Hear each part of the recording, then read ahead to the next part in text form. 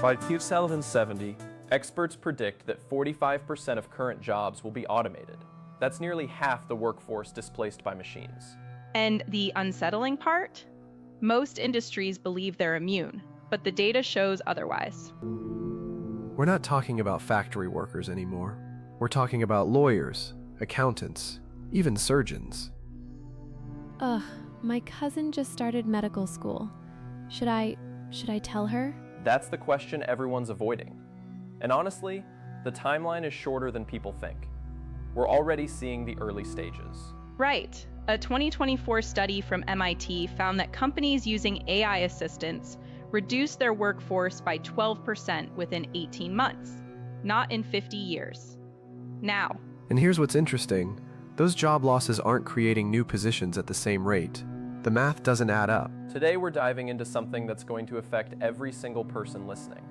What happens when robots don't just assist us, but replace us? We're talking about the economic shift of the century, the jobs that will vanish, the ones that might survive, and whether we're actually prepared for any of this. Yeah, and there's this weird tension, right? Because part of me is excited about the tech, but then I think about real people losing their livelihoods and I just... Exactly. It's not a simple story. There are serious trade-offs we need to examine. So let's start with the fundamentals. Adrian, when we say automation, what are we really talking about in 2070? Good question. So, we're not just talking about robots on assembly lines anymore. We're talking about artificial general intelligence, AGI, systems that can learn, adapt, and perform cognitive tasks at or above human level. A recent report from the World Economic Forum estimates that by 2070, AGI could handle everything from legal research to medical diagnostics to financial planning. And honestly, the technology is advancing faster than most predictions anticipated. I mean, look at what happened between 2020 and 2025. We went from basic chatbots to AI that can write code, create art, analyze complex data sets. The acceleration it's exponential. Okay, but here's what scares me. My dad worked in manufacturing for 30 years. When automation hit his factory in the 90s, he was told to retrain. He tried. It didn't work. He was 52 years old trying to learn computer programming, and it destroyed him financially. And that's the human cost we can't ignore. Iris, what does the research say about retraining success rates? Well, the data is sobering. A longitudinal study tracking displaced workers over 20 years found that only 23% successfully transitioned to new careers with comparable income. The majority experienced permanent wage reduction. And age is a massive factor. Workers over 45 have significantly lower retraining success rates. But wait, wasn't that during a different technological era? Don't we have better educational infrastructure now? We do have more online learning platforms, sure. But here's the thing, the pace of change is also faster. By the time someone completes a 2-year retraining program, the skills they learned might already be outdated. It's a moving target. That's so bleak. What's the point then? Well, let's not spiral into doom just yet. Elias, historically, how have major technological shifts played out? Because we've been through industrial revolutions before. Totally. So if we look back at the first industrial revolution in the late 1700s, there was massive displacement. Textile workers, artisans, entire professions vanished. But over time, new industries emerged. Factory jobs, engineering roles, entirely new sectors. The economy adapted. Okay, so there's hope? Well, here's where it gets complicated. Those transitions took generations. We're talking 50 to 70 years for economies to fully adjust. The people who lost their jobs, most of them didn't benefit from the new opportunities. Their children or grandchildren did. And that's assuming the pattern holds, which I'm not sure it will, because previous industrial revolutions automated physical labor. This time we're automating cognitive labor. There's no obvious next frontier for humans to migrate to. That's a critical distinction. So what jobs are actually at risk? Let's get specific. Transportation is the obvious one. Truck drivers, delivery drivers, taxi services, autonomous vehicles are already operational in test cities. A 2023 Goldman Sachs report estimated that 3.5 million professional driving jobs in the US alone could disappear by 2045. And globally, we're talking about tens of millions. My neighbor drives for a logistics company. He makes decent money. What's he supposed to do? And it's not just driving. Customer service is already heavily automated. Most people interact with chatbots now without even realizing it. Call centers are shrinking.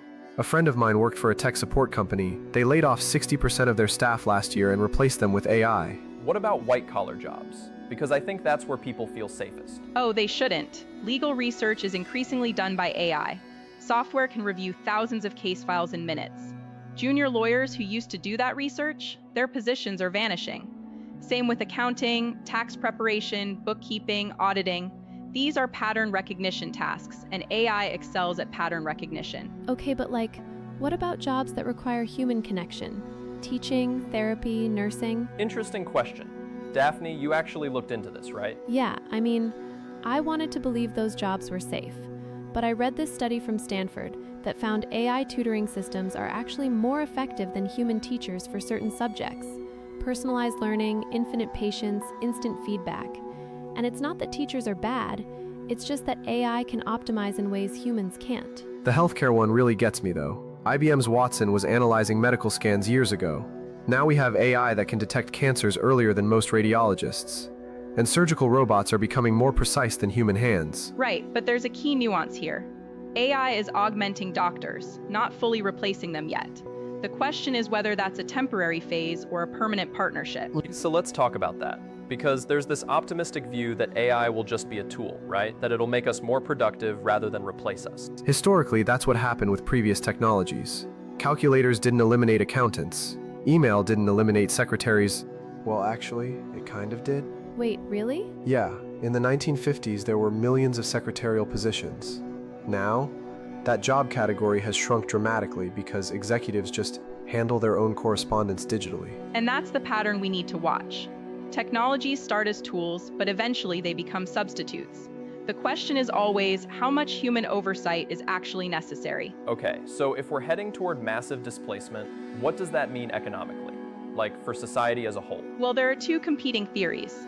The optimistic view is that automation creates abundance. Costs go down, productivity goes up, and we all benefit from cheaper goods and services. Universal basic income becomes feasible because we're producing more with less labor. But the pessimistic view...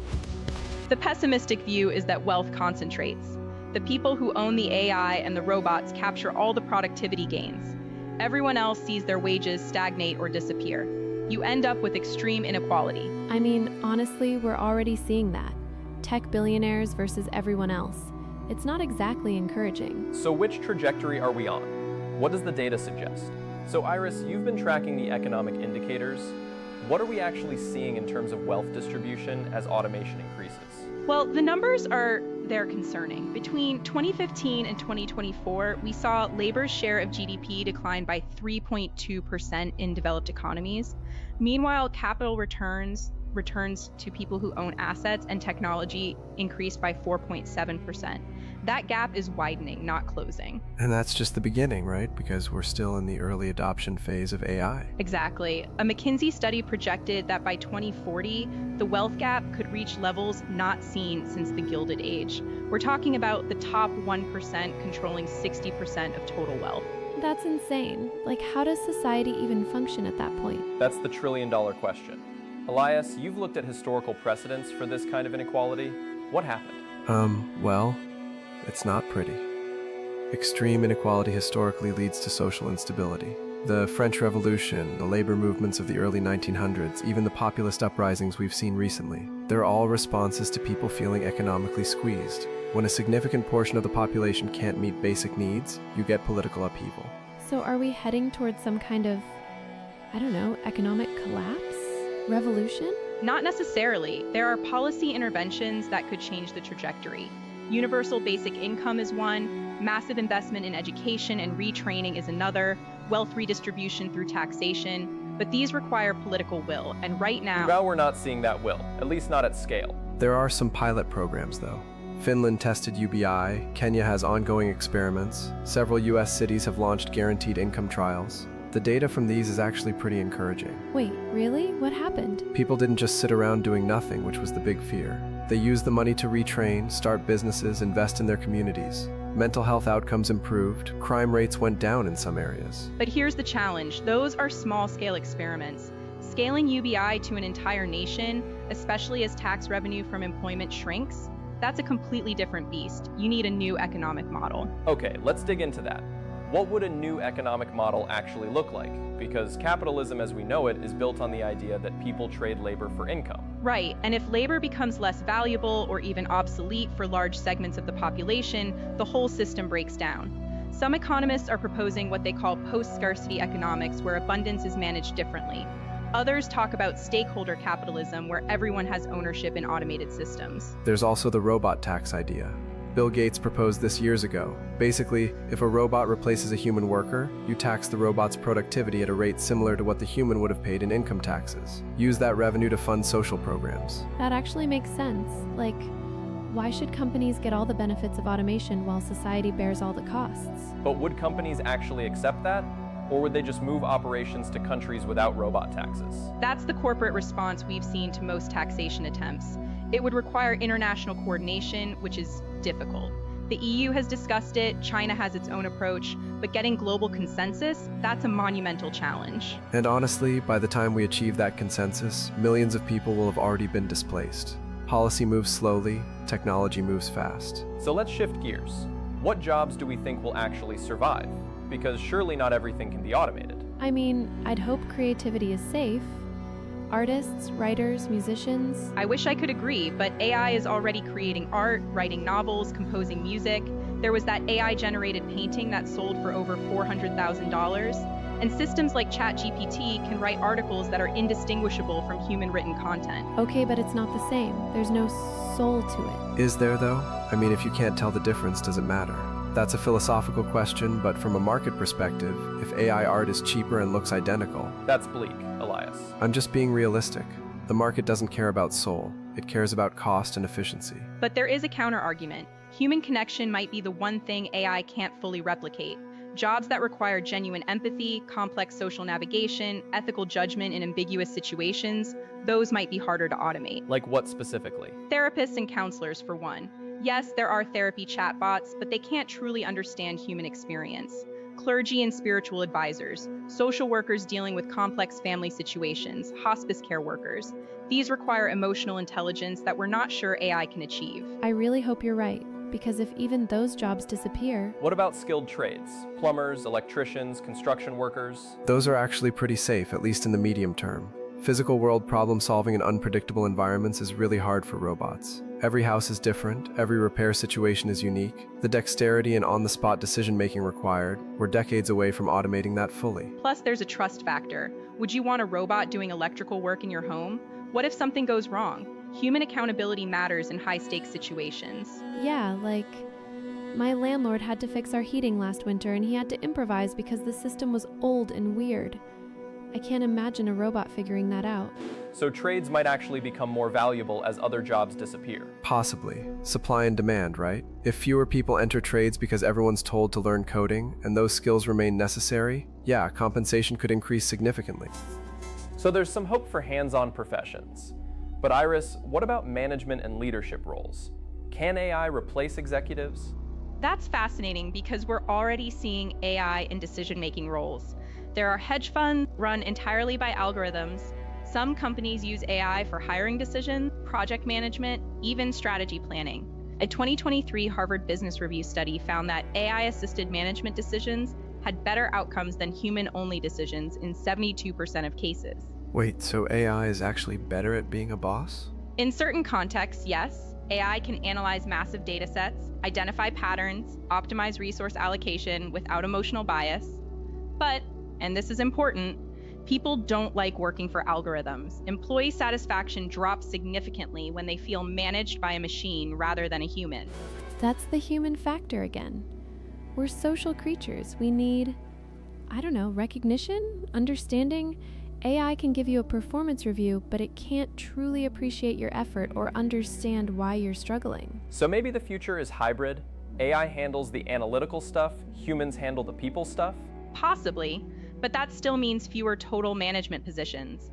If AI does 80% of the work, you don't need as many managers. Ugh, this is depressing. Is there any scenario where automation actually creates more jobs than it destroys? Historically, yes. But as we mentioned earlier, the timeline is key. Long term, new industries emerge. Short to medium term, there's pain.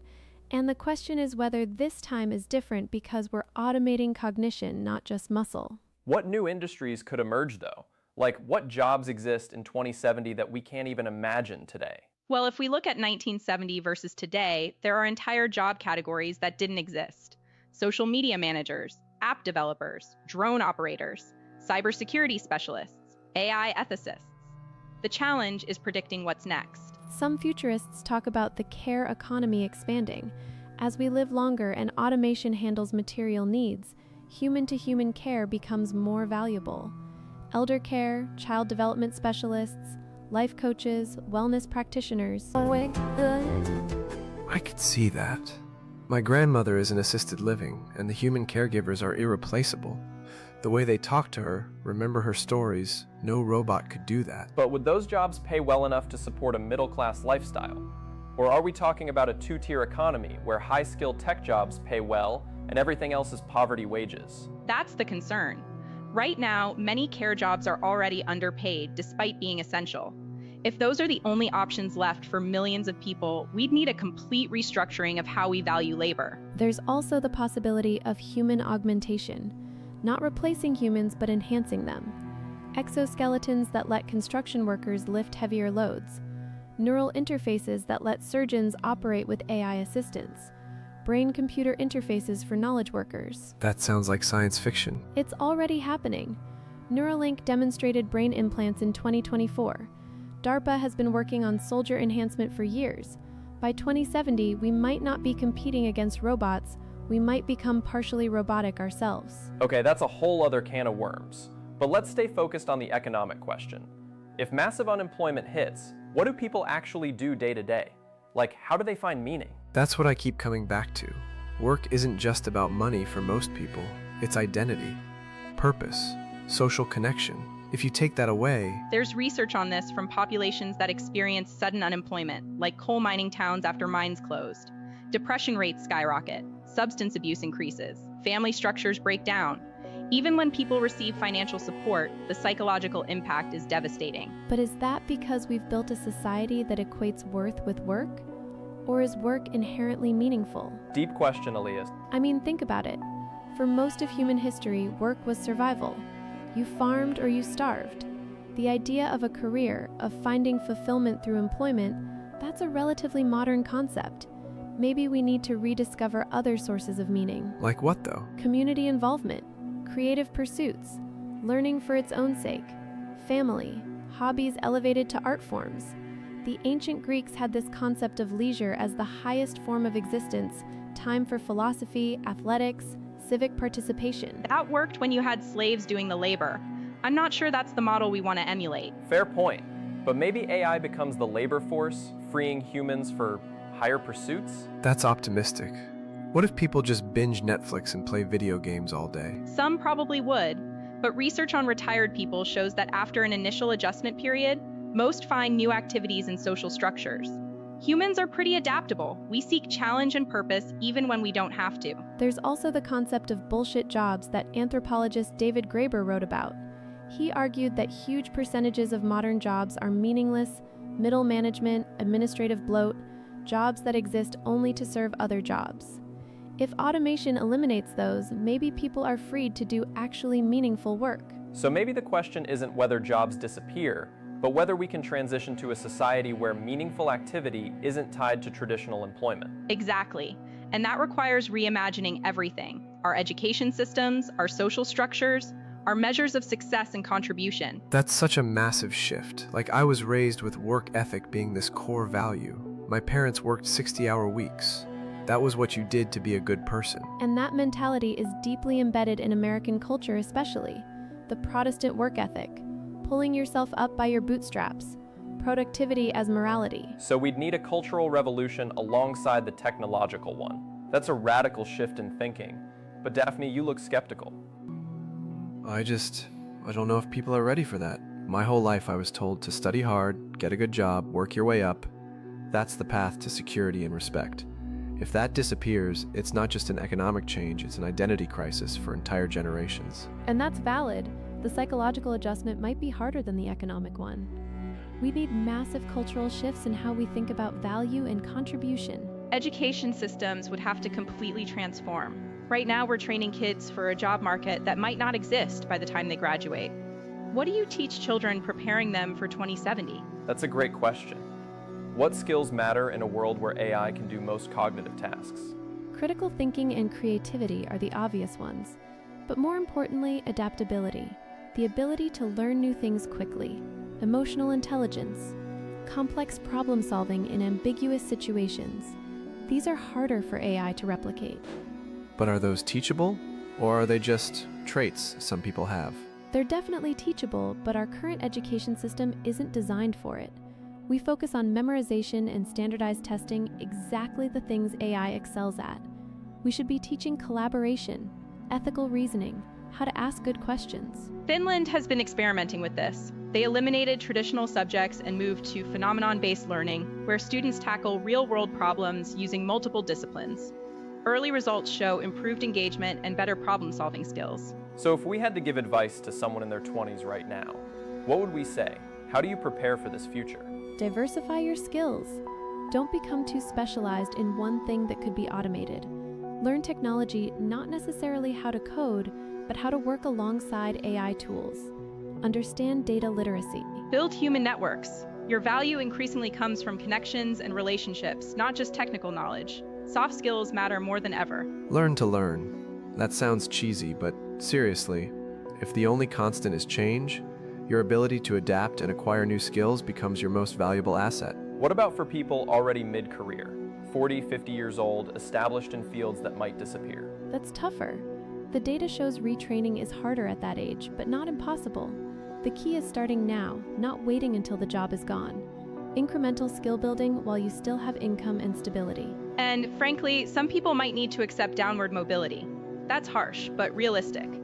A 50-year-old accountant might not become a software engineer, but they could pivot to financial coaching, bookkeeping for small businesses, roles where human judgment and relationships matter. That's still terrifying though. Like imagine working your whole life, doing everything right, and then being told your expertise is obsolete. It's definitely scary.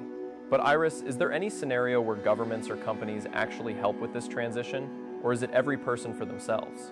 Some companies are investing in reskilling programs for their workforce. Amazon pledged $700 million to retrain employees. AT&T has significant upskilling initiatives, but most companies don't have those resources or that long-term thinking. They're optimizing for quarterly profits, not workforce transitions. Government responses vary wildly. Some countries like Denmark have robust social safety nets and retraining programs. Others, not so much. The US system is particularly fragmented and underfunded compared to European models. So if you're unlucky enough to be born in the wrong country, You're more vulnerable, yes. This is partly why we might see increased migration pressure. People moving to countries with better social support systems. Which could create its own political tensions. Absolutely. We're already seeing anti-immigration sentiment in many wealthy nations. If you add millions of economic refugees fleeing automation-devastated regions, that political pressure intensifies significantly. Let's talk about the timeline more specifically. You mentioned 2070, but when do we start seeing major disruptions? It's already happening, just unevenly. Transportation will probably see massive change in the 2030s when autonomous vehicles reach critical adoption. Customer service and routine white-collar work, we're in the middle of that transition now.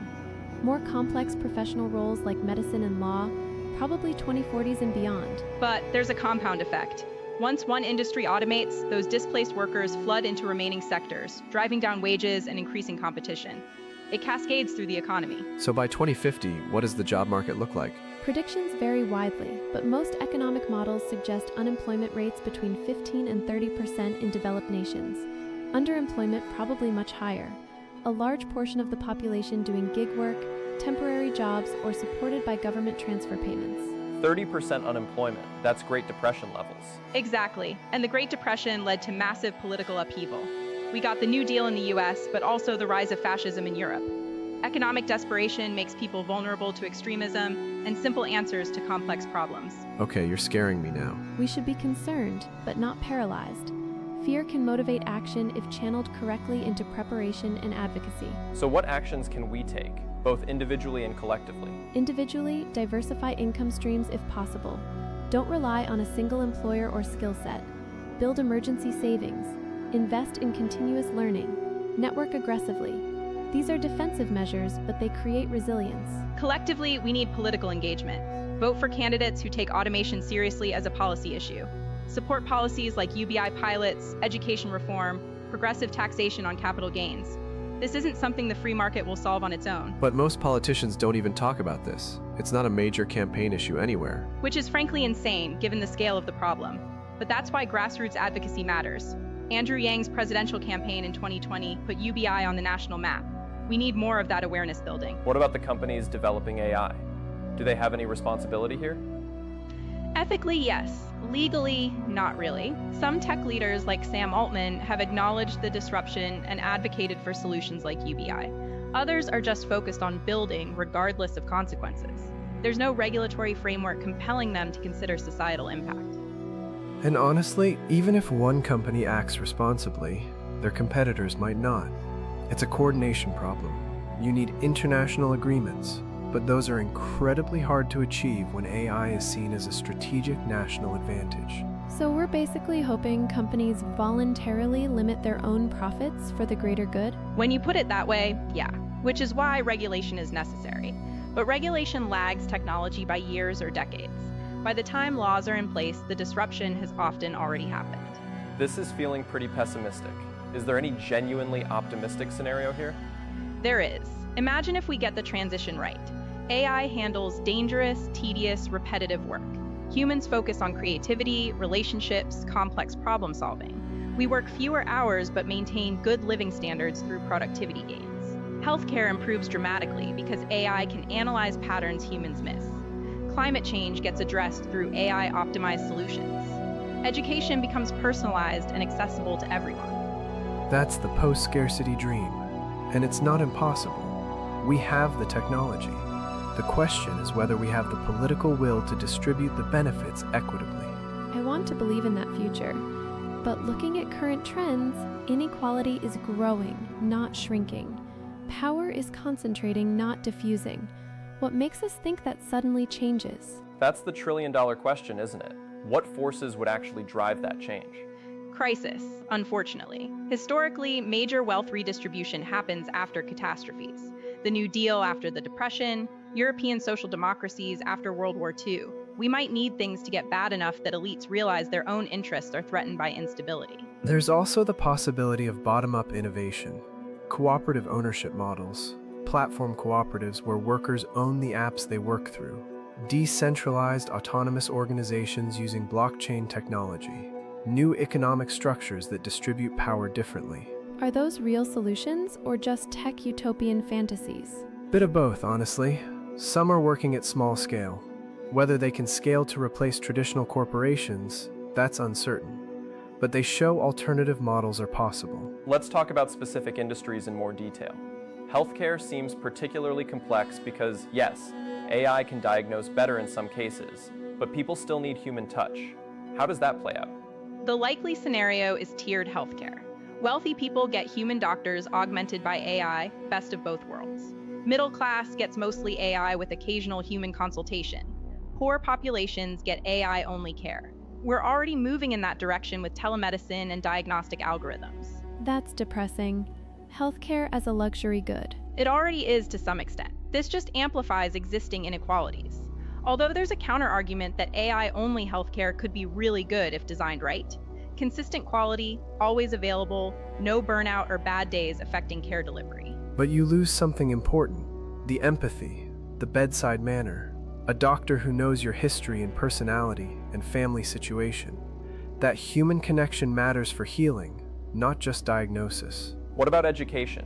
Teachers seem like they'd be particularly resistant to automation. Parents resist it, actually. There's strong cultural attachment to human teachers. But economics might force change. School districts struggling with budgets and teacher shortages are already experimenting with AI tutors. A Florida district deployed AI teaching assistants across 20 schools in 2024 as a pilot program. And the results were mixed. Test scores improved slightly in some subjects, but student engagement and social-emotional development showed concerning declines. Kids need human role models, not just information delivery. My nephew's in kindergarten. I can't imagine him learning from a screen at that age. He needs play, socialization, human connection to develop properly. Early childhood education is probably safe for a long time. But high school, college, those could look very different. Personalized AI tutors that adapt to your learning style, available 24/7, infinitely patient. For motivated students, that could be transformative. For unmotivated students, They might fall through the cracks even more than they do now. AI can't drag you to class or inspire you the way a great teacher can. So we might see even greater divergence in educational outcomes based on self-motivation. Which creates another layer of inequality. Kids from supportive families with resources do fine. Kids from struggling families get left behind. The gap widens. let's shift to creative industries since we touched on it earlier. Iris, you mentioned AI creating art, but isn't there something fundamentally human about creativity that can't be replicated? We'd like to think so, but defining what makes creativity human is surprisingly difficult. AI can generate novel combinations, produce aesthetically pleasing work, even evoke emotional responses in audiences. At what point does the source matter if the output is indistinguishable? It matters to me. Like, if I found out my favorite song was written by an algorithm, I'd feel betrayed somehow, even if I couldn't hear the difference. That's interesting. It suggests we value art partly for the human story behind it, the struggle, the lived experience, the intentionality. AI doesn't have that narrative. Not yet, anyway. But there are philosophers arguing that consciousness might emerge in sufficiently complex systems. If an AI becomes self-aware, does its art suddenly become meaningful in a different way? That's getting pretty metaphysical. Let's stay practical. Can artists make a living in 2070? Some will. High-end, bespoke, luxury art marketed specifically on its human authenticity. But mass-market creative work, graphic design, stock music, commercial writing, advertising, that's already being automated rapidly. So artists become like artisans? Niche craftspeople for wealthy patrons? Possibly. Or we develop new appreciation for human-made things, like how handmade furniture commands a premium over mass-produced IKEA stuff. Human-made might become a selling point, a luxury label. There's precedent for this. When photography was invented in the 1800s, painters feared obsolescence. Instead, painting evolved. It became more abstract, more expressive, exploring what only human vision could capture. Maybe AI forces human artists to explore what only humans can do. What can only humans do, though? That's the core question we keep circling back to. As of right now, 2025, genuine empathy, complex ethical reasoning in novel situations where there's no clear right answer, creative problem solving in domains AI hasn't been trained on, physical dexterity in unpredictable environments, and consciousness itself, though defining that is philosophically tricky. That all of those could theoretically be automated, given enough advancement. There's no law of physics that says AI can't eventually match or exceed humans at everything. Okay, but that's terrifying. If AI surpasses us at everything, what's the point of humans? Heavy question, Daphne. I'm serious, though. If we're not needed for work, not needed for creativity, not needed for thinking, what are we for? Well, we'd still experience love, connection, joy, suffering, wonder. The subjective experience of being alive has value independent of utility or productivity. That's a philosophical stance, not an economic answer, though. Our economic systems are built entirely on productivity and utility. If humans aren't useful in that framework, Let's not go full dystopian. There's a middle ground where AI handles the work, but humans still have purpose and agency and meaningful lives. Right, and purpose doesn't have to come from employment. It can come from relationships, community building, learning, play, art for its own sake. We just need social structures that support and validate those activities. How do we build those structures, though? Because right now, everything is organized around work. Health insurance, social status, daily routine, sense of identity. If work disappears, it all collapses. that's why the transition period is so critical. We need to consciously design new institutions before the old ones fail. Maybe neighborhood councils replace workplace communities. Maybe creative collectives provide social bonds. Maybe we revive traditions of civic participation that have atrophied. This assumes people want that, though. What if people genuinely just want to work, derive meaning from it? Some do. There's research showing that even when people win the lottery, many continue working, but they often change jobs to something more meaningful or reduce hours significantly. It's not work itself they crave, but structure and purpose and contribution. And honestly, future work might be more appealing. If AI handles all the tedious parts, humans get to focus on the interesting challenges and creative aspects. That could be deeply satisfying. Or it could be incredibly frustrating to always be the second best option. Like, how do you feel pride in your work when you know an AI could do it faster and better? That's a psychological challenge we're going to have to navigate. Our sense of competence and achievement might need complete recalibration. Absolutely. Right now we measure success by productivity, efficiency, output, speed. In a post-scarcity world, those metrics become meaningless or even counterproductive.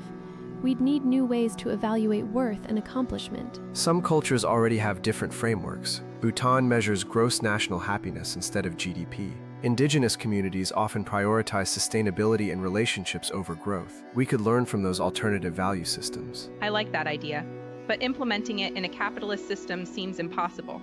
Companies won't voluntarily stop maximizing profits and quarterly returns. No, they won't, which is why we need regulatory frameworks and possibly entirely new economic models.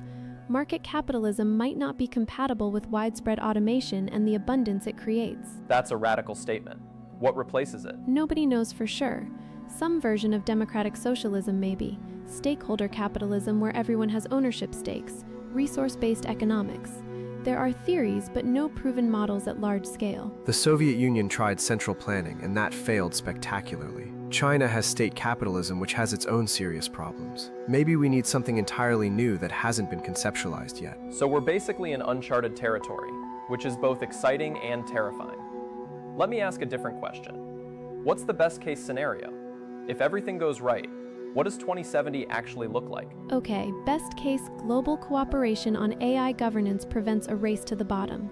Automation benefits are broadly distributed through UBI or similar mechanisms. People work maybe 15 to 20 hours a week on meaningful projects that genuinely interest them. Healthcare and education are universally accessible and high quality.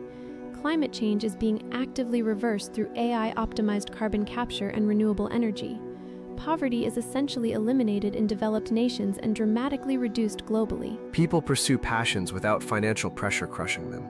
Arts and culture flourish in ways we haven't seen in generations. Scientific research accelerates because brilliant minds aren't stuck doing administrative work. Communities are stronger because people have time to invest in relationships and local projects. Mental health improves across populations. We enter a kind of golden age of human flourishing. That sounds amazing. Why wouldn't we aim for that with everything we have? We should, but getting there requires overcoming massive obstacles, entrenched power structures that benefit from the current system, short-term thinking driven by election cycles and quarterly earnings, international rivalries and lack of coordination, cultural resistance to change.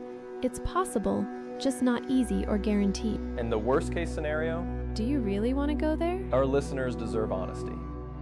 All right. Worst case, automation creates massive unemployment, but governments fail to respond adequately. Wealth concentrates to unprecedented levels. You get a small tech elite controlling everything while the majority struggles in poverty or precarious gig work.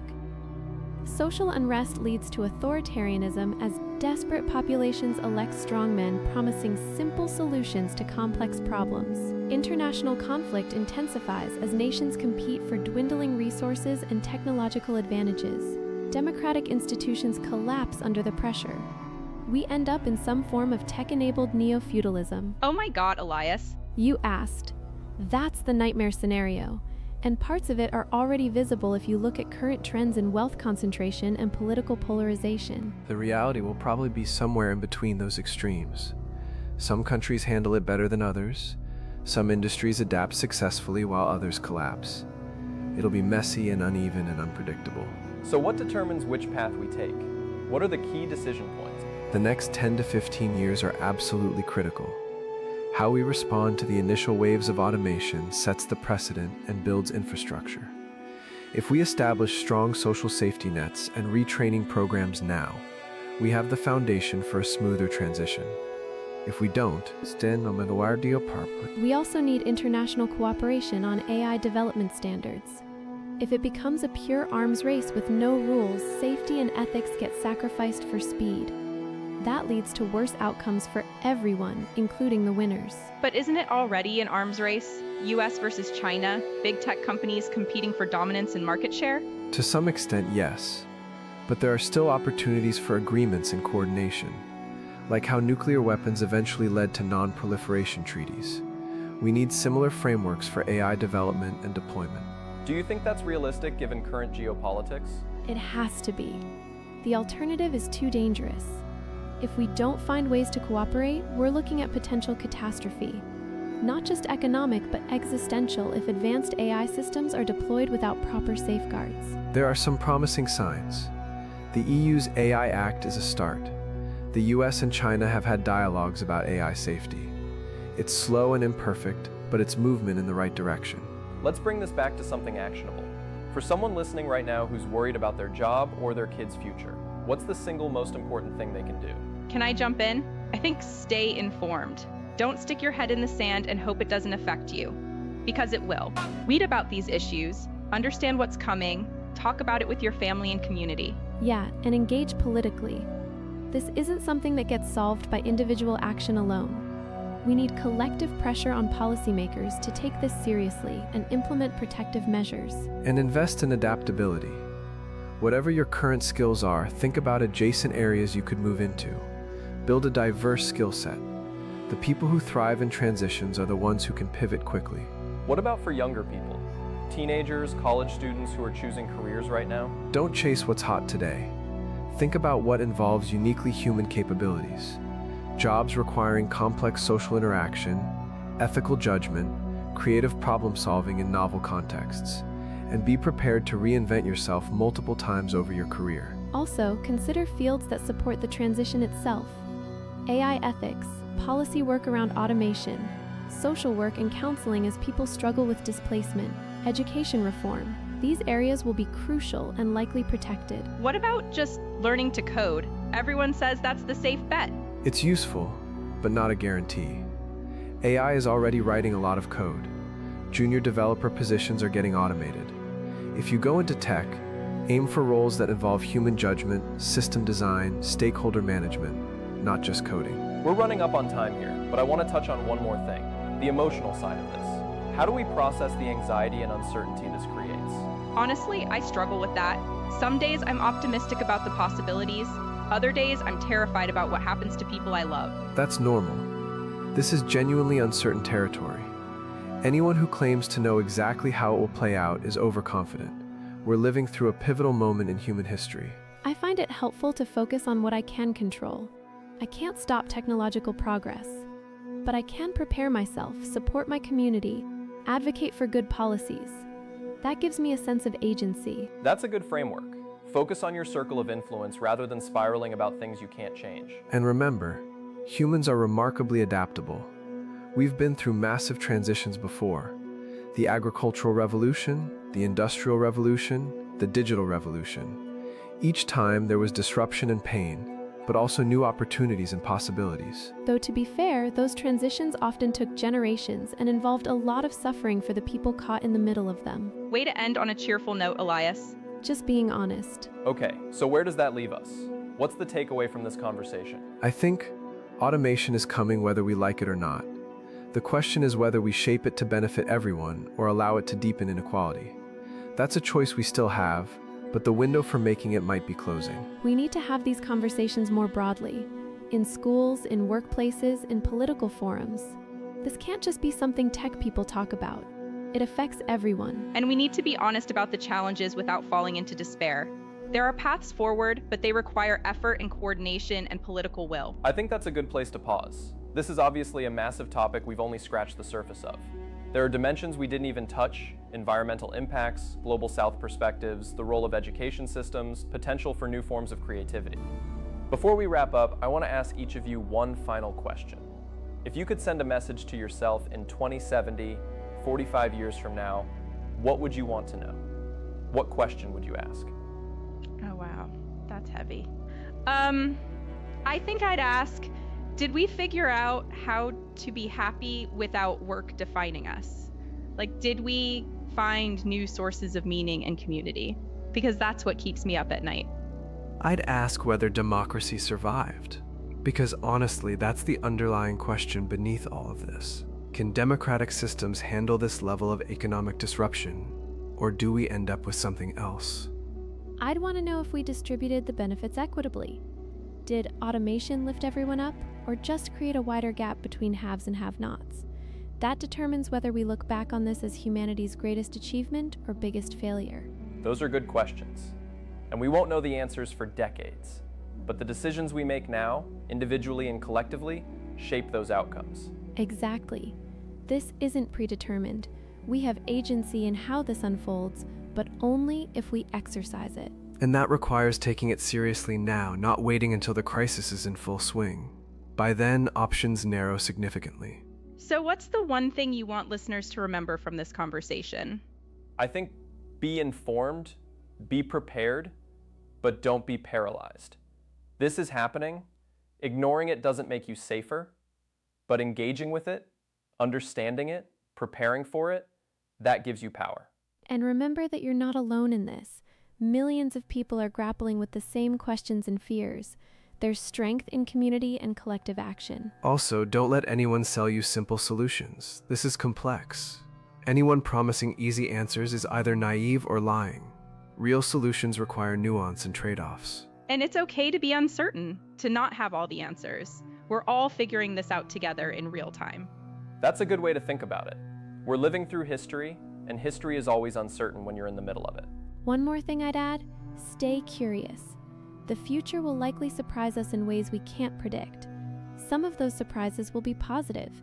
New technologies we haven't imagined, new forms of work and creativity, new ways of connecting and contributing. Yeah, someone in 1980 couldn't have predicted YouTube creators or app developers or social media managers. The future creates opportunities we can't see yet. I want to believe that. I really do. Belief is important, but so is preparation. Hope for the best, prepare for challenges, and stay engaged with the process. And vote. Seriously, vote for people who understand these issues and have plans to address them. This gets decided in policy, not just in labs. Read, learn, discuss. Don't get your information from just one source. This is too important for echo chambers. All right, I think we need to start wrapping this up. But before we do, any final thoughts? Anything we didn't cover that feels important? Just be kind to each other during this transition. People are going to be scared and displaced and struggling. We need empathy and solidarity, not judgment. And remember that productivity isn't morality. Your worth as a human isn't determined by your employment status. That's a capitalist myth we need to unlearn. Stay adaptable. The only certainty is change.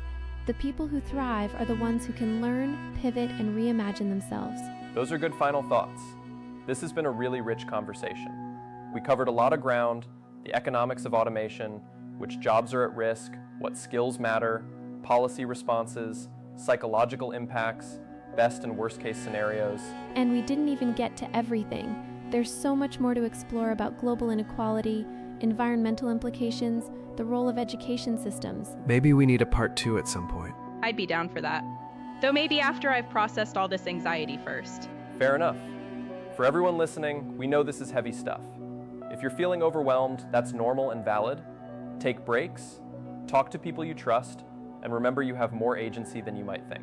And if you want to dive deeper into any of these topics, there are great resources out there.